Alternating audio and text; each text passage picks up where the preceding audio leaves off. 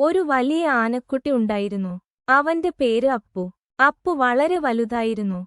പക്ഷേ അവനൊരു കാര്യം ചെയ്യാൻ അറിയില്ലായിരുന്നു. അവൻ എപ്പോഴും മറ്റുള്ളവരെ സഹായിക്കാൻ ശ്രമിക്കുമായിരുന്നു. പക്ഷേ അവന്റെ വലിപ്പം കാരണം എല്ലാം മറിഞ്ഞുപോകുമായിരുന്നു. ഒരു ദിവസം ഒരു കുരങ്ങ് അപ്പുവിന്റെ മുന്നിൽ വീണു.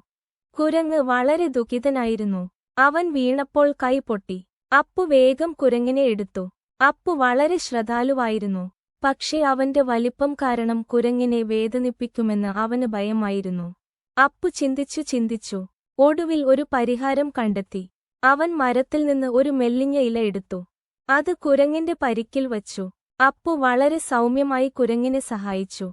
കുരങ്ങിന് വേദന കുറഞ്ഞു. കുരങ്ങ് അപ്പുവിനോട് നന്ദി പറഞ്ഞു.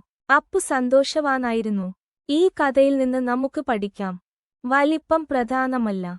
നമ്മുടെ മനസ്സ് നല്ലതാണെങ്കിൽ മതി. സഹായിക്കാൻ ശ്രമിക്കുന്നത് പ്രധാനമാണ്. അപ്പുവിന് വലിയ ശരീരമുണ്ടായിരുന്നു.